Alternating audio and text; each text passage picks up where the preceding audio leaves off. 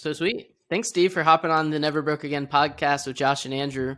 Steve is what is it? It's blue fishing, the art of making things happen, making shit happen, doing things, going around like a madman, handing out flyers, having secret passwords to passages that lead you to a walkway to a bar of some sort. That's basically it. Perfect. Perfect. So thanks for hopping on, Steve. We're happy to have you here. And basically, we just have people on, such as yourself, that are super successful, share with our audience what skills that you know that will help you never go broke again. Okay. All right. Well, I've probably got to, because I've been broke quite a few times, and that's usually a good training lesson to not do it again. So I've learned a few things along the way.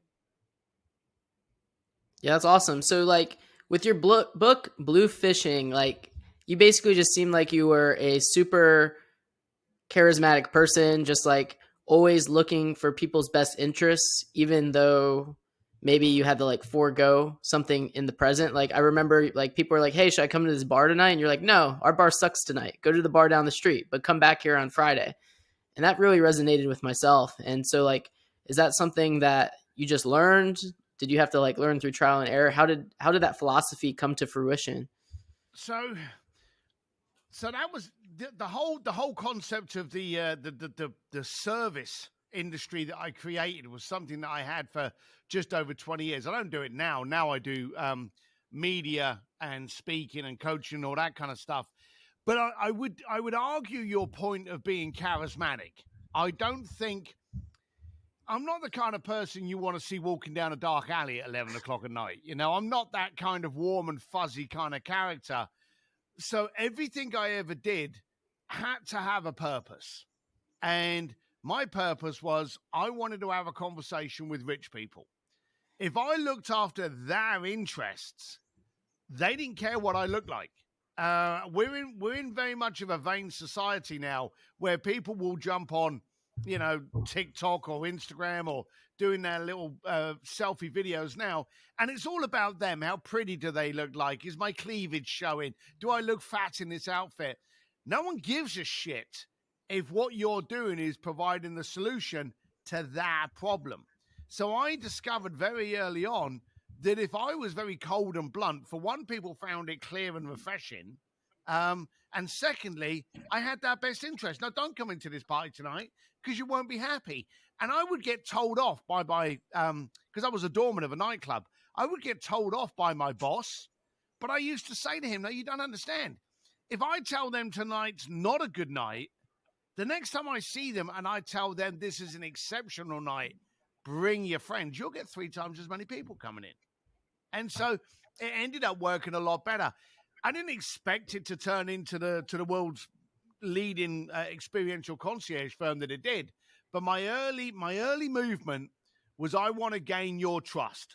I want to gain your credibility because I want to have a conversation with you. That was my entirety of lesson.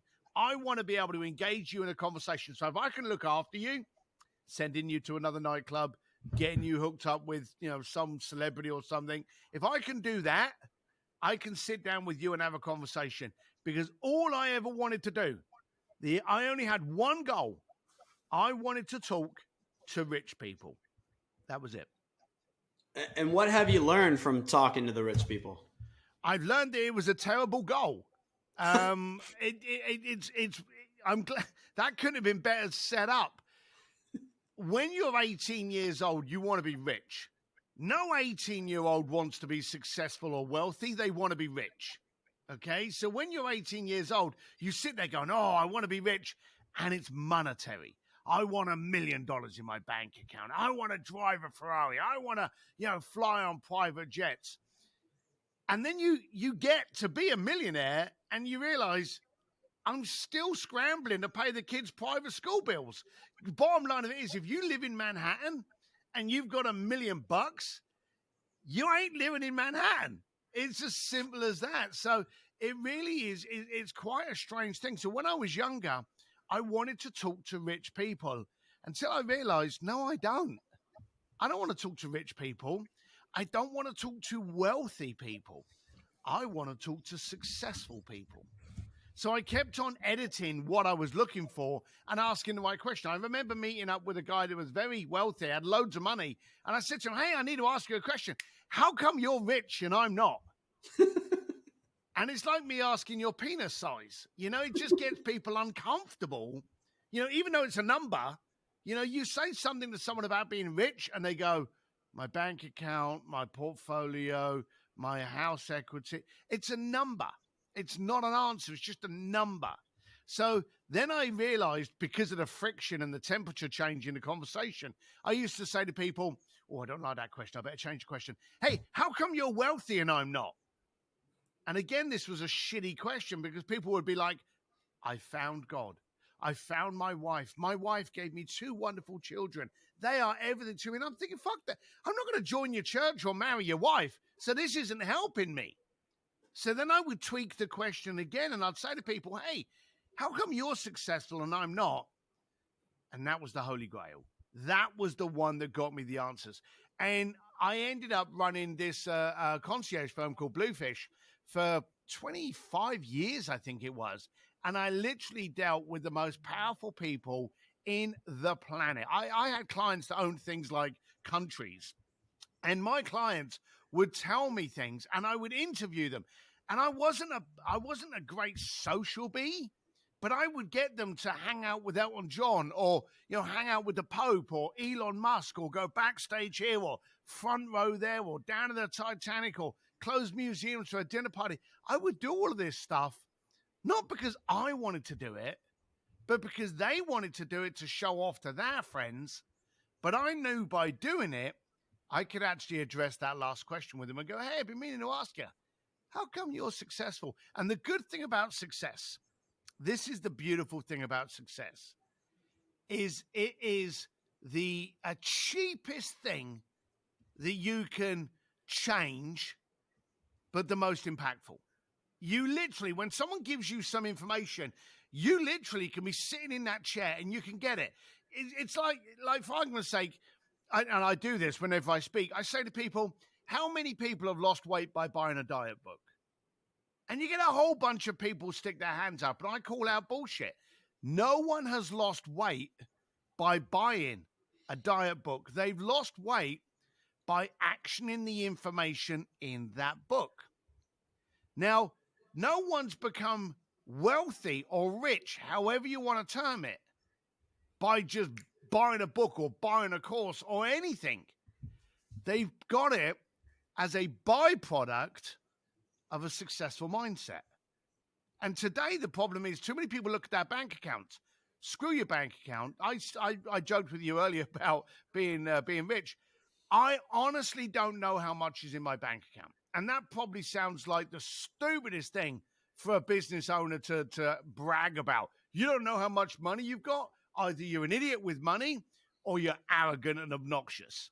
Now, to help you, I'm both of those things. But the other thing is, I noticed as I was growing up and I was taking this mindset and I was getting involved in businesses and I was investing, I realized I became a slave to my bank account. And to explain that, and we've all been there, you look at your bank account one day and you got 150 grand in there, liquid, just sitting there. And you go, yeah, I'm doing all right here. And what do? You get lazy. And all of a sudden that 150 grand starts coming down real fast. And all of a sudden there's 20 grand left in there and you go, shit, I've got to go to work. And then you start hustling and getting involved in the deals you shouldn't be getting involved in. So for me, I found that money was a horrible bellwether of which I reacted badly to. It was almost like I was allergic to it. My reactions were not good. They were not thoughtful. They were not well designed. So for that reason, I actually said to my wife, I handle money badly. So she went, fine, I'll give you 3 credit cards. Each credit card you can spend up to 50 grand on. Okay? Which means I can be anywhere in the world. And if there's an emergency, I can get a hotel, I can get a flight, I can get medical. It's fine. Okay? Doesn't mean you spank out your credit cards. It means that in any situation, and how many times have we been somewhere, especially when you're overseas, and you give them like an American Express card, and they go, sorry, we don't take Amex. And you go, oh, shit, I've got to give you a MasterCard. And maybe someone's tried to fraud it, and it's frozen or something, or they're trying to send you a code, and you don't have your phone turned on, so you're not getting a code, and you've got to use the other visas. So by having those 3 cards, I can survive anywhere else in the planet. But now I get to pick the deals that I want to pick. I get to pick the relationships that I want to choose. I get to pick the opportunities that excite me and not necessarily my bank balance. And the strange thing is, the byproduct is I don't have to worry about my bank balance. So you're focused on, okay, the rich, okay, that didn't work. Wealthy, that didn't work. So successful. And then you touched on mindset. So when you asked, hey, what made you successful? What did they say? What was there one that resonated more than others that you asked this question to? Three people? Not 3 one people, fish, 2 3 fish. things. What do I need to say the password? 1 fish, 2 fish, red fish, blue fish? No. The daft thing was, when I was asking these people, once I'd got my question right, and I was asking them, how come you're successful? I suddenly started noticing that there was a repetition. Now, I could be talking with someone in Korea. I could be speaking to someone in Idaho. And it was exactly the same. The cultural differences, and there's a lot of cultural differences in how people do business. But I noticed there wasn't a cultural difference in the 3 things that made people successful, regardless of where they were in the world. So it was the exact same thing, same 3 things, and I'll give them to you. The first thing was time. The more successful you are, you realize that there's one thing you can't replicate, build, or purchase: time. You end up valuing time. There isn't a single successful person in the planet that in the last 2 years has tweeted, hey, what shall I binge watch on Netflix? Not a single one. Every successful person on the planet goes, hey, this may be my last hour. What can I do to create the most impact out of it? Now, that impact may be playing with your kids in the park. It may be focusing on a new business opportunity. But you value the time above non-successful people. So the first thing that was common in every single conversation I had was how they viewed time and how they focused on the impact that they could create within that time, because they knew they could make more money, but they could never make more time. So how old were you when you learned that one? I was I was still dormant at about early 20s. I got to about the 25 when I was starting to do all the kind of like the parties and events. And I started asking these questions when I was in my kind of like mid 20s. That's early. It was early, and like an arrogant little shit, I would take it, not do much with it, right, and then screw up. Or because you're young, so you don't. You're young, and there's so much time. Nothing can go wrong. So you go, oh, here's an opportunity. I'll sell my house, I'll sell my parents' house, and I'll sell my next door neighbor's house to invest in this opportunity, and then you lose it all. So, you realize there are things that actually happen. And like everything, the lessons in life don't come from success. They come from failures. It's the shit that goes wrong that gives you the biggest wisdom. And people say to me, oh, have you ever failed at anything? Nope, never failed a day in my life. So what's the biggest failure or adversity that hit you? That never made had you one. Never. Okay. No, and I know that's an arrogant statement you don't want to hear, but I've never failed. I've become educated. Right. So what is the greatest education you've ever had, Steve? Okay. Getting into bad relationships, signing up on contracts without reading the small print, investing in deals because they have a celebrity or an icon behind it. And I'm thinking, well, if they're involved, how could this deal possibly go wrong? And basically getting involved with things with your eyes and not your stomach. You see, I believe our stomach, like when you meet someone and you kind of think something doesn't feel right. We've all said that, I've got a funny feeling in my stomach about this. And we don't trust it. And then what we do is we look with our eyes and we go, well, he's got a fancy watch. He's got a fancy car. It must be fine. And then we get involved in the deal only to realize that the watches are fake and the car was rented for that night. We don't trust our gut. So my education came from not trusting my gut and trusting my eyes. That was probably my biggest education. I remember signing up for a deal, and here's the dumb thing. I got involved with one of the largest events in Hollywood, okay? Massive event. I became an official partner of this event, and I made shitloads of money out of it in the year's contract that I had with them. I hadn't read the small print that banned me from saying their name after the end of that year contract. If I mentioned their name or any reference to it, it was an instantaneous pre-agreed $150,000 fee that I would have to pay. So on about the 14th month, I was going, hey, I'm not involved in this event this year, but it was great being involved in it last year. Bang, I got a bill for 150 grand. I was like, fuck off. Then I got the lawsuit. So I got 150 grand plus legal fees. And then on my website, I actually had a couple of flyers on there from the previous year, which I'd forgot to take off. Got another 150 grand bill. And I'm like, are you kidding? And they were like, it's in the document. You signed the document. You agreed to this. So I've never been able to mention that. But now here's the thing. That upset me. Yeah. It actually made me quite violent. Okay. The next deal that I got, I looked for that clause and it was there. And I went, I'll get involved with you boys, but that clause is gone. And they went, fair enough. It was gone. And I ended up working with them for 8 years. So I got really well educated. I didn't lose. I spent probably $350,000 along with legal fees on becoming educated on how to read a contract. You could have gone to law school for cheaper. You probably could. But out of the one deal that I changed on that, by second year, I'd reclaimed my losses. Yeah. By second year, and I did 8 years with that deal. Mm-hmm. Now, here's a funny little twist. The original company that tried butt-fucking me with this contract actually came back to me and they said, hey, you're doing really well. Would you like to get back involved? And I said no.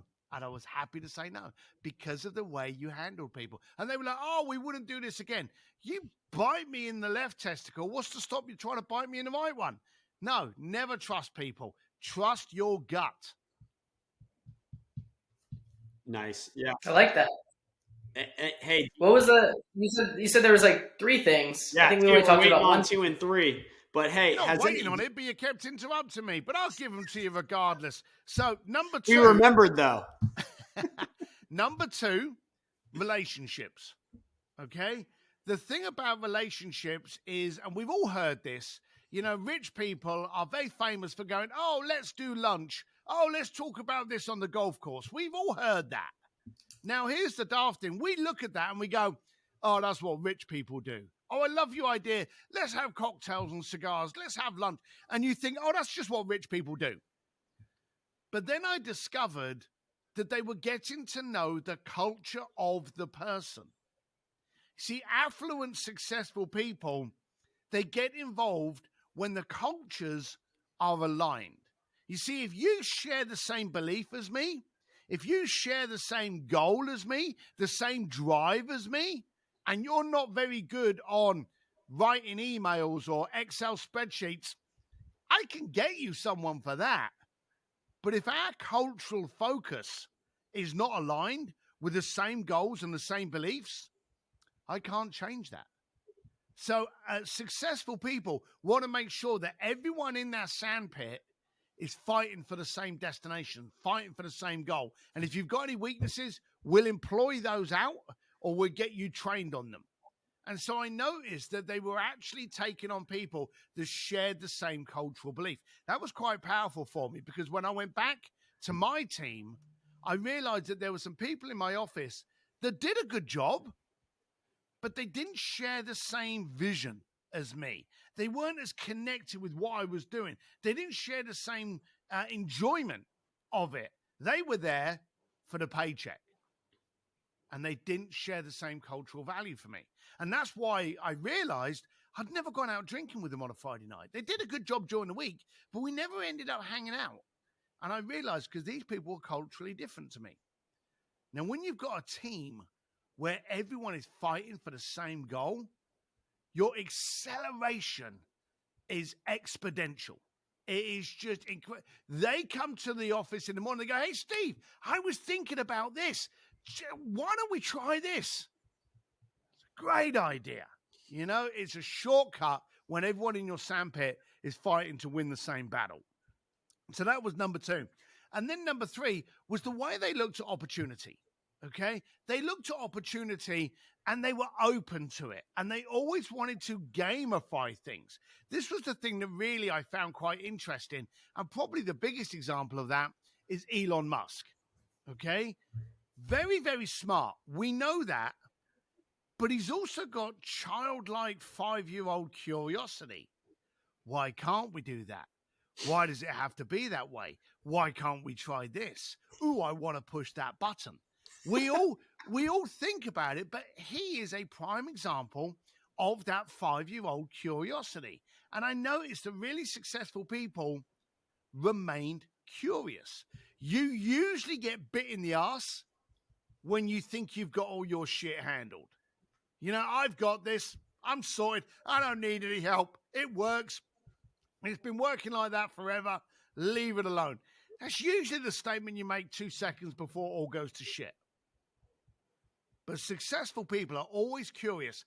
How can I change it? Do you remember Elon Musk when he got into space travel? He literally said, what's the most expensive thing about rockets? The fuel cells. There's 2 bloody great fuel cells on the side of a rocket. It goes up. They fall off. They either spin into space, land in the ocean, but they're done, and then the rocket goes on. And he went, well, hang on a minute. If that's the most expensive loss on a rocket, because you know the rocket comes back, it has to. It's got astronauts in it.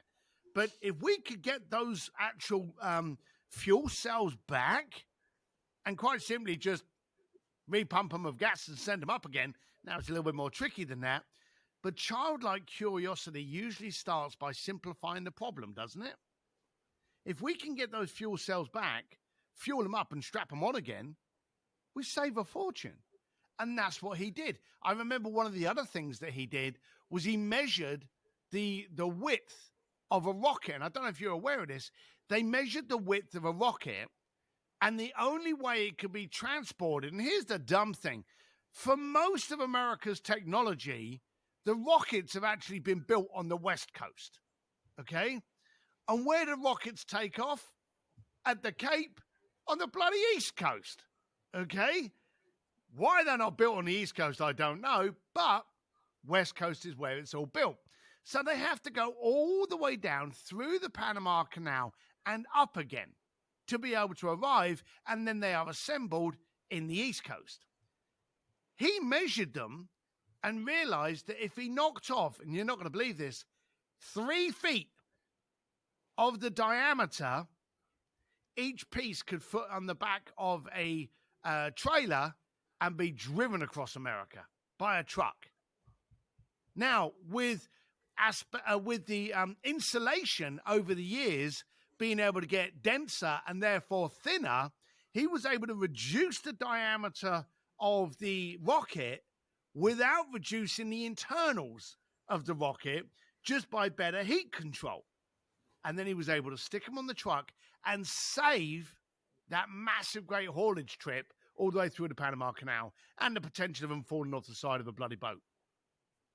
So that was it. It was the childlike curiosity to go, why? How can we? Why can't we do this?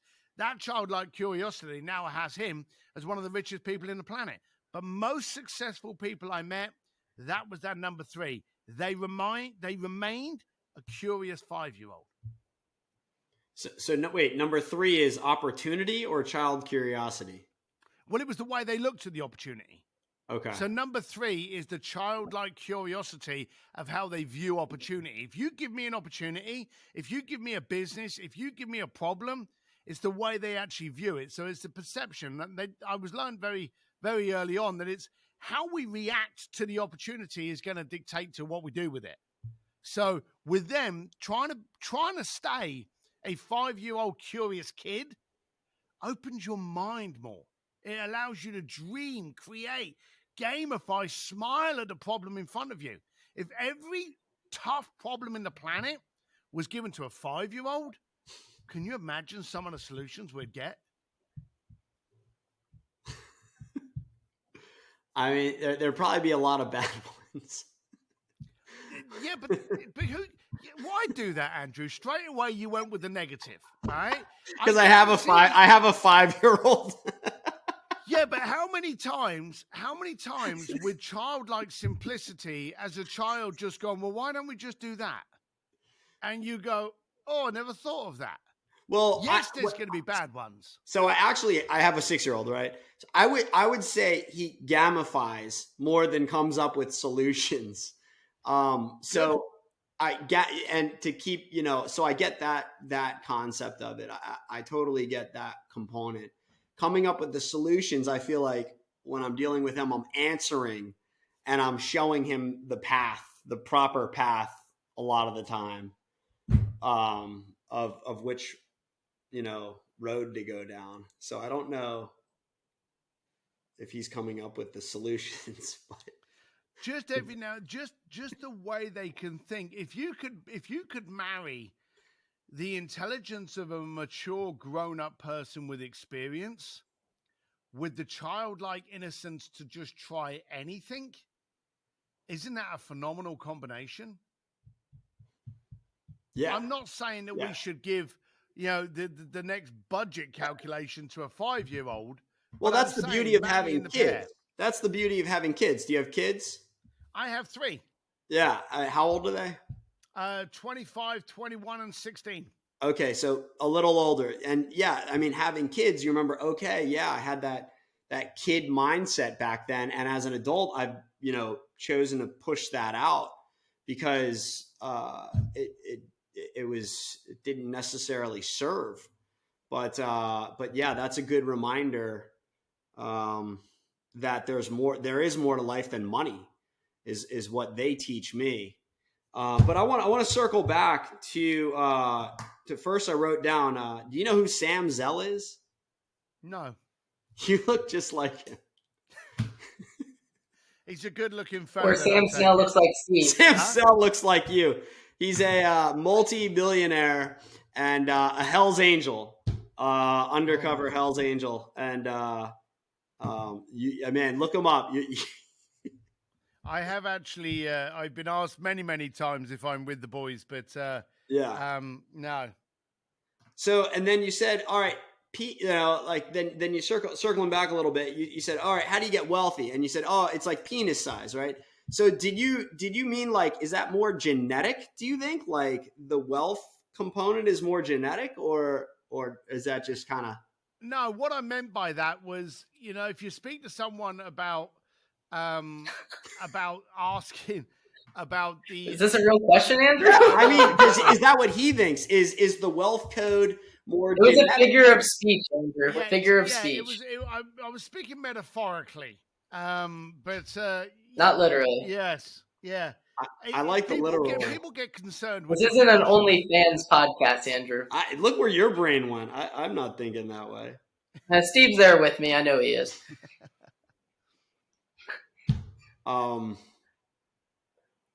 Got it. Yeah, that's Steve. How do you combat being so direct? Do you think it's just your authentic self?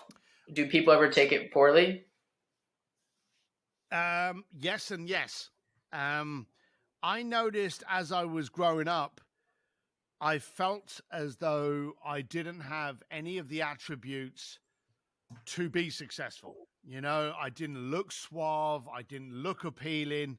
I didn't look friendly. I didn't sound classy. I can't spell for shit. So there was all of these things that made me aware that I couldn't walk into a fancy party in a tuxedo and impress you to part with your American Express black card. But if I focused on being the solution to your problem and being direct about it, do you want this done? Great. It'll be this. If I focused on that kind of directness, it gave people the ability to make a quick decision. A lot of people were like, I'm not doing that. Why not? Well, can you tell me more? Not really. You want this done? It's going to cost you this. Pay me and I'll do it.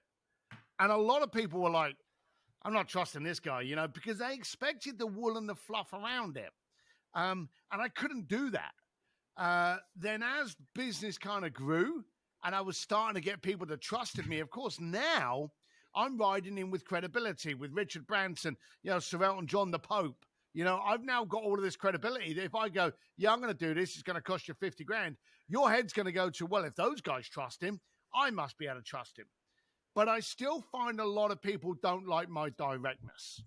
I also find millions more find it refreshing, find it clear, and find it impossible to misunderstand. Now, in business, there are three kinds of people. One of them's terrible. One group of people are going to love you. I guarantee you at this moment in time, there are people listening to this that go, I fucking love Steve Sims. He's absolutely awesome. I want his babies. He's brilliant. There may be a couple of those out there listening to this show. I also guarantee you there's a bunch of people that may already have left going, I don't like him. He's crude. He's obnoxious. He's arrogant. I want nothing to do with the guy. How the hell did those guys let him on the podcast? I've turned off. Now, those people, good. They have saved me a bunch of time. Those are not the worst people in this trio. The worst people are the fence sitters. Those people that are sitting there going, I'm not sure what he's trying to get at. I don't know where he's coming from. I'm not sure if I trust him, I like him, I loathe him. I'm really not sure. And do you know? That's your fault. So by you being very clear about your message, what you do, what you offer, and to who you offer it to, you can't have any of that confusion. If you've got fence sitters in your life, in your email list, in your Facebook group that ain't too sure what you do, that's your problem for sending out a mixed message, or worse, a confusing message. So for me, I'm very blunt. When I was a concierge, you paid me to get shit done and to make you sound more interesting. Now I run a company, Sims Media. I get your brand out there. I amplify you in a non-confusing manner that gets you the clients you want rather than the clients you got. Very, very direct. I avoid fence sitters because they're a pain in the ass and I don't want to have a conversation with them. I need the conversation to be at the beginning when I tell you clearly and concisely what it is I do. So don't be frightened of being blunt. Don't be frightened of being crystal clear. And the other thing is, today, we get mixed bullshit messages on an hourly basis from this thing. The whole fake news empire has exploded. We've had COVID. We've had Asian hate, Black Lives Matter, Me Too. COVID doesn't exist. It's a ruse to put tracking devices in our eyeballs. There's all this stuff going on out there. We don't want to sift through the information to be able to understand if it's easy to understand and it works for us. We want someone to be crystal clear. You want to be taller? Take this pill. You want to be richer? Read that book. You want to come hang out with me? Sign up there. People like directness. They find it easier and they actually find it refreshing. And I've actually had clients say to me, you're so easy to understand. And they've said to me, sometimes you say inappropriate things, but we get you. We understand you, and we're in your camp. We're in your sandpit.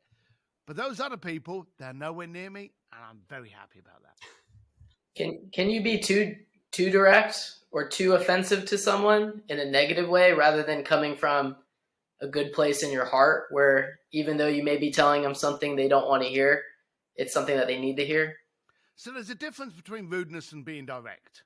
Like if I start throwing abuse at you, there is no benefit to that. Okay? That's just me being a vicious, violent person and just, being horrible to you. Okay? There's no benefit in that. But can I be too direct by giving you information that helps you even though you don't want to hear it? Can I be too direct? I'm asking you. No.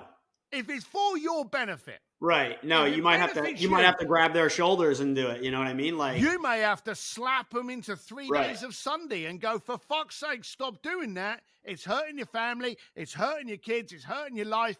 And it doesn't need to if you just did this. Now, that's a very aggressive approach. But if the end and the byproduct of you changing is a stronger family, a stronger you, then that intervention's necessary. There's no such thing as a peaceful, calm, loving intervention. They sometimes come across very abrupt because sometimes you need that abruptness in order for you to change direction. When did that happen to you? It happens a lot. I'm very fortunate that I'm very, very comfortable in who I am. I have great clients. I have great future. I have great options. I get to speak. I mean, you got an eyebrow piercing, you got a goatee, you got earrings. You obviously don't care what people think about you. All over me. Well, no. Here's the thing. I can't say I don't care what people think of me visually, but I do want to challenge their acceptance. Now, if I make you look at me and go, I don't think I want to talk to him, then you're not the strength of character I want to do business with in any case. Because if you don't like how I look, sure as shit, Shirley, you ain't going to like how I sound. But if you can come across and go, well, the guy's got earrings and he's a biker and stuff like that, I wonder what he's got to say, then you're challenging yourself to maybe even get a little bit uncomfortable by speaking to someone that's maybe not in your usual sandpit. That's the kind of openness I want. So it actually, by kind of pushing people away by my appearance and maybe even my sound and the way that I act, by pushing them away, I get to attract those strength of characters that I really end up enjoying doing business with. Meaning like more authentic people, you think? Because like you said earlier, like, hey, that guy has a Lamborghini. I want to go talk to that guy or gal. Yeah. That guy's got a goatee, earrings, tattoos, and an eyebrow ring. He looks interesting. Let me talk to him. I want those people. There's a word I hate in the planet at the moment, and you've just said it, authenticity.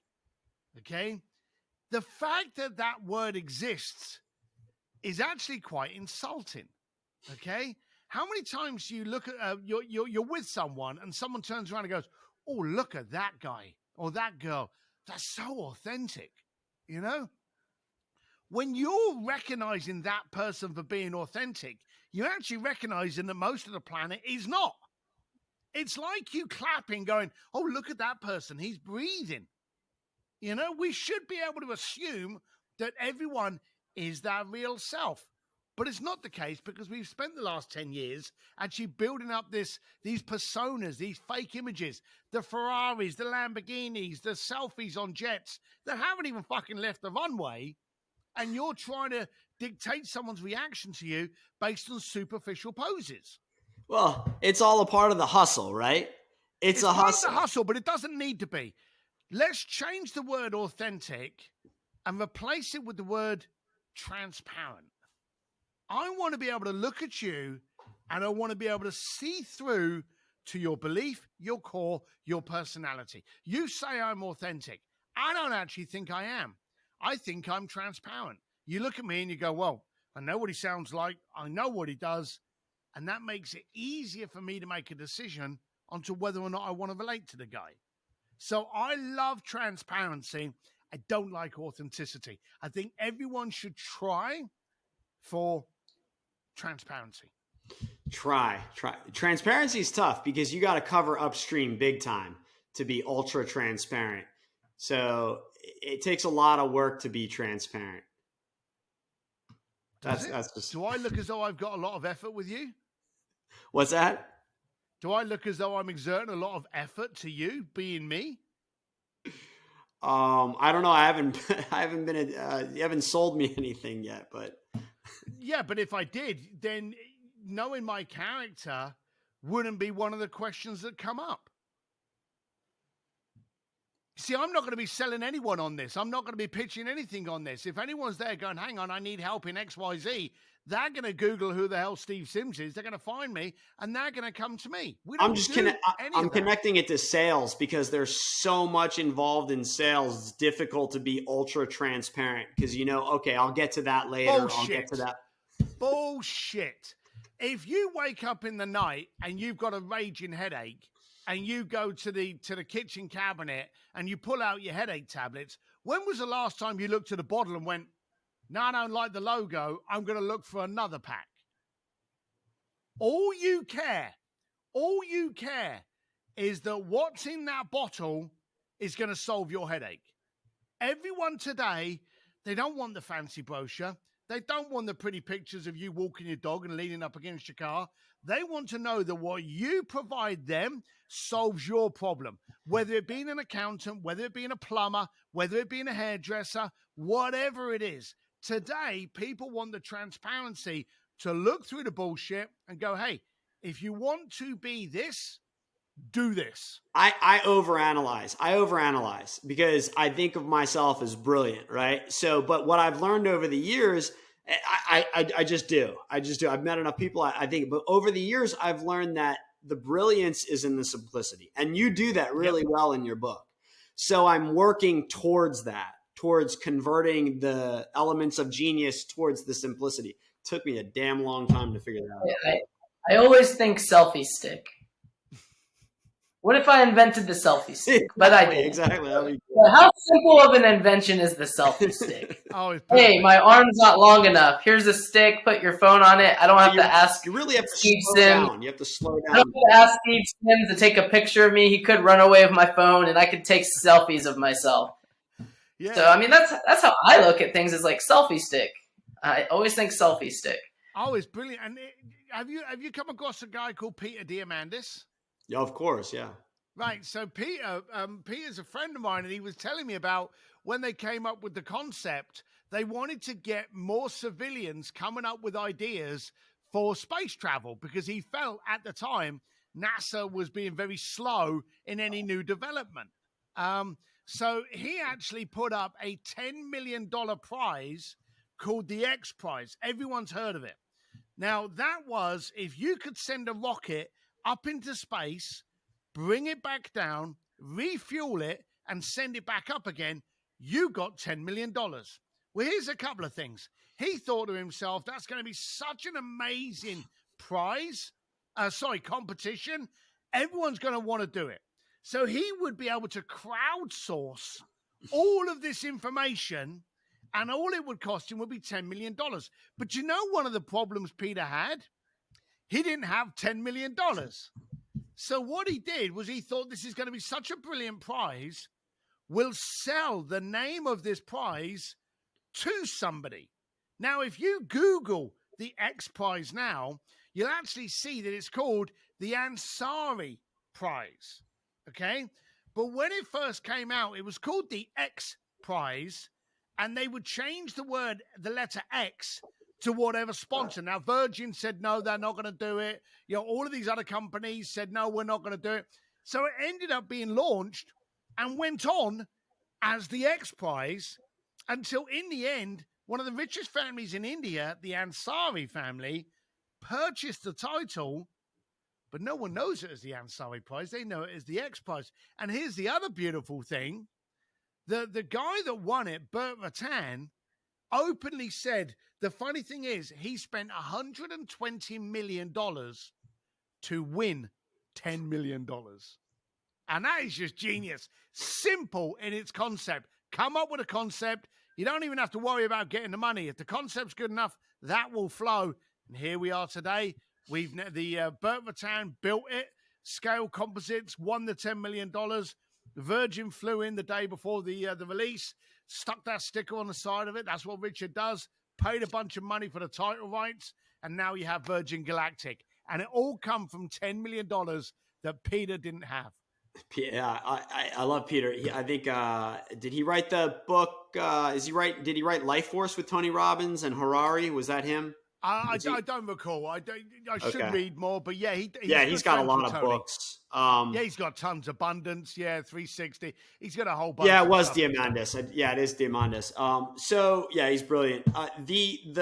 So you mentioned Musk and Branson. Are you friends with these people? No. Or did you have some Do I know interactions them? with them? I don't Yeah. know. Yeah. If I could walk into a room, I'm going to get a, hey, Steve, hey, Elon, but are we best buddies cuddling up over a cup of tea and cocoa? No.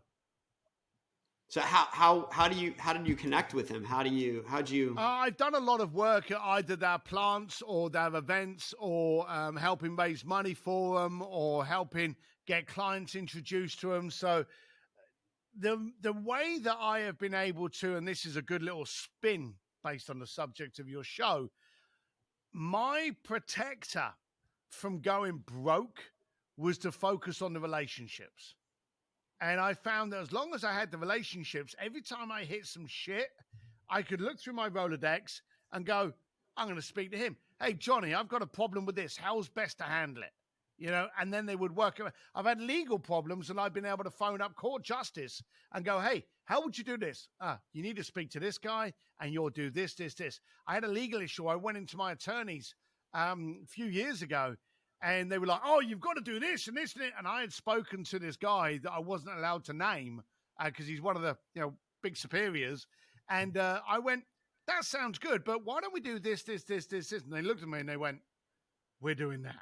So when you've got those relationships, everything can protect itself. My Rolodex and my secrets are my bank account, my equity. Yeah, nice. Yeah. It's good way to look at That's it. very cool. It really is. Well, how many times, we've had COVID for 2 years, okay? And your mates have phoned up and you've done Zoom calls and you've done podcasts. But when was the last time you got phoned up by your bank just to find out how you are? Never. Oh, thanks never calling me. No, they're never calling. So in which case, you've just got to really focus on those things that can help you. What is Steve Sims' superpower?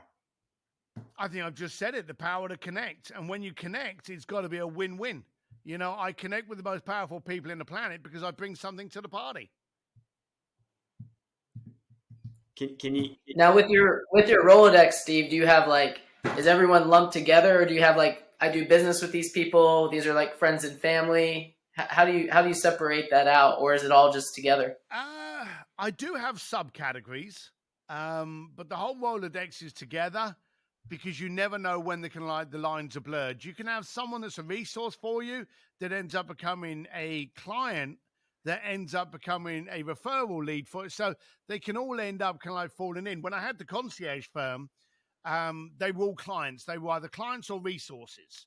And when I closed down Bluefish and I focused on Sims Media, a lot of those clients that I had that I was doing, all of these amazing experiences for, I ended up doing their websites and their branding and their marketing and their event. So they ended up becoming clients again from a different source. So I think you've got to leave the categorization as fluid, but they're all in there. Where are you from, Steve? Where's the accent from? East London. How long were you there for? Well, I was born just outside of there, and I left there my late teens, moved to Hong Kong, ended up working on the door because I couldn't get a job. And then from Hong Kong, Bangkok, Geneva, Palm Beach, and now I live here in sunny Los Angeles. What took you to Hong Kong? A friend of mine was a stockbroker and told me about they were recruiting trainee stockbrokers to train them in Hong Kong, and they were going to be making a fortune. So he managed to pull a few strings and get them to interview me. Now, I was a bricklayer at the time, okay? So not exactly the smoothest cat in the planet. But the good thing is, because they were recruiting so many people, I think they recruited something like about 80 people in 1 month. I don't think they really paid attention to who they were letting on. So they literally sent me a letter, told me congratulations, gave me a ticket. I turned up in Hong Kong, and I'm with all of these graduates and these guys that have been with all. I lasted 2 days. And then they realized. How was that 2 days? Huh? How were those 2 days? Well, the first day, I landed on the Saturday and got drunk with them on the Saturday night because I'm very qualified to do that. The Sunday we woke up, we got drunk again, very qualified. On the Monday, I went to orientation where I just stood there going, what the fuck's this? You know, and just like didn't know what was going on. And on the second day, they took me to the side, had a couple of little chats with me, and realized that I didn't even know the basics. And they were like, this isn't right for you. I don't know how you kind of came through. And they were both, here was the funny thing. You know, I'm 6 foot, 250 pounds. Always had an earring, always been bald, always had a goatee. These two guys combined were probably the same weight as me. And they're both looking at me and looking at each other, trying to work out, well, you tell him he's fired. No, you tell him he's fired. No, you. And it was obvious that they were shit scared to fire me. And we all ended up starting to laugh because I knew it was coming. And they didn't. And as soon as I started laughing, they started laughing. And then one of them turned around and went, you know, you're fired, don't you? And I went, yeah, I know. So that was it. But the funny thing was, because they had brought me over there, part of the contract was that they had to give me accommodation for a month. And so in which case I lasted 2 days, but I got a month's salary and a month's apartment. And I thought to myself, rejoice. I don't have to go to work. I've been paid and I've got an apartment. This is brilliant.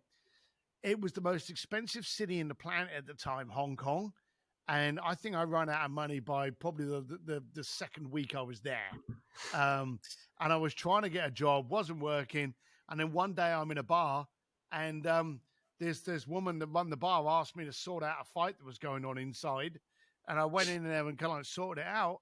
And she went, oh, you can work on the door now. And I thought, well, at least I'll get paid. And that was it. Speaking of expensive cities, LA and inflation, how's that? Well, the good thing about LA is LA. Well, when you don't look at your bank account, you don't care what gas prices are. Yeah, no. Well, I don't even have a car. I ride motorcycles, so I only have to, fill a tank of gas up once every 2 weeks. But the thing about LA is I've always said LA would be absolutely brilliant if everyone left. There's way too much ego here, but the weather's good. It's very hard to beat that. So I live just outside. In fact, I had a speaking engagement in Phoenix, Arizona last Monday and Tuesday. Okay, and we're recording this now on the Friday. I didn't leave my house until I went to that speaking gig. I came back from that speaking gig, and I still haven't left my house. And I've got no need to leave my house for probably the next 4 or 5 days until I have to go down to San Diego for another speaking gig. So I live up in the hills. I live very well. Sometimes I'll come out, need to wash my head out. So I'll jump on one of the motorbikes, whiz around the canyons, and come back in. So the funny thing is, if I was going to have a dinner party with all of my friends, I couldn't do it in LA because I know more people in probably every other city of the planet than I do here. This is just where I sleep, breathe, and eat.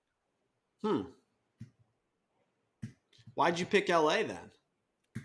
Because it's eternal sunshine. I can literally ride my motorbike down to the airport.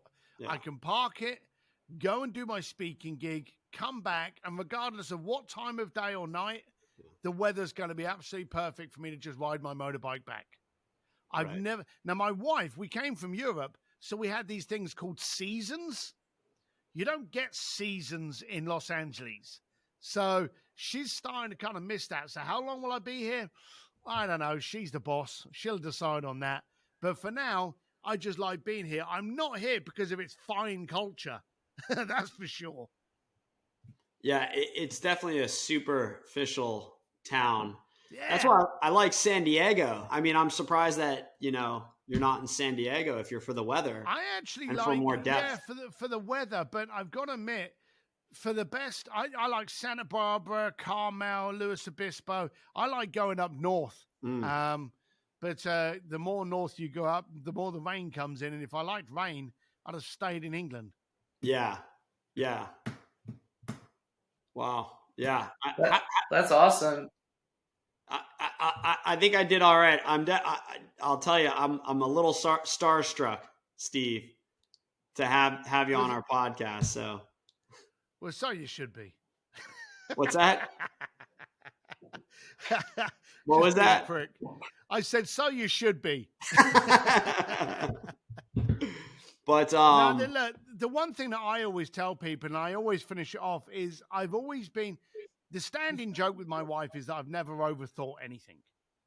And the downside is a lot of people are frightened of going for ridiculous goals. I only have ridiculous goals. If you want to make $1 million at the end of the year, don't go for that.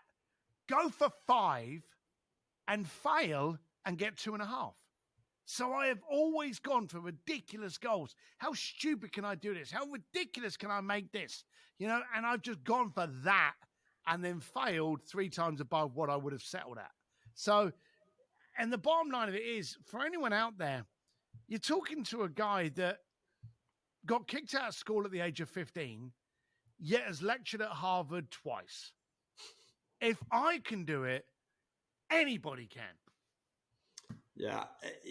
Schools are, well, do you think, what kind of learner are you? Audio, kinesthetic, or visual? Oh, that's a very good question. And I think depending on the subject matter, it can be any one of those 3. But all 3 of those, when they are applied together, is full engagement. I am not a very good classroom person. Which would be usually audio, because they teach but like through. if I'm talking to someone and I'm conversing with someone, then it's audio. I'm hearing it and I'm receiving it and I'm good. But if I'm in a room full of 50 people, my natural reaction is just to clam up and not let as much in, because I'm not getting it directed into my eyeballs. So, are you more introverted, Steve? I am introverted, yeah. Because a lot of people like mistake introvert and extrovert. Like, you're probably the life of the party when you're doing a speaking engagement. Because you have. However, you said you stay at your house for a week, and you could probably not talk to anyone except your wife and be good with it. Yeah, it does surprise you. Well done, Joshua. You picked up on that. Like, when you do these, like after this, I'm going to go and have a cappuccino and sit down. Okay. And there's been times when I've done too many interviews in the day and I'm dead. So I do what's necessary. A friend of mine, Jim Quick, actually is very good. He said, you've got to become an optional extrovert.